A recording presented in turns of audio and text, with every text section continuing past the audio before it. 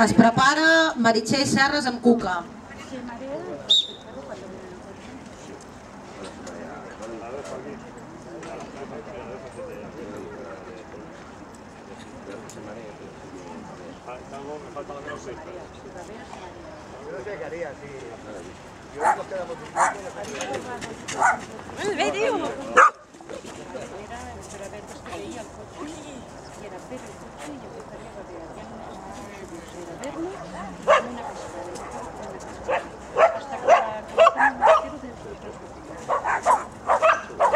El problema que tienen los perros es que no viajan, o sea, tú estás parado con el caballo a mirar los árboles y te pasan, te llegas a marear.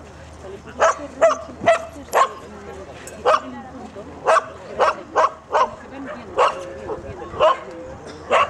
Hook ha sigut eliminat. Es prepara... Hasta que lleguen a bañarse. Yo la solución con Tracy fue meterla en el transportín del maletero y así de esta manera se lo tapa con una toalla y de esta manera ella ya no se Es prepara d'onze. En el coche se marea, y me ha dicho que sí. Entonces yo con Tracy era ver el coche y era una cascada.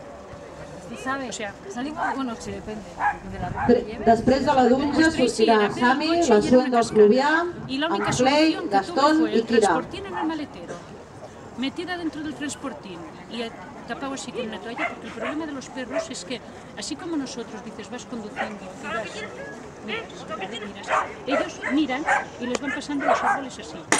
Pues de detrás, de nada.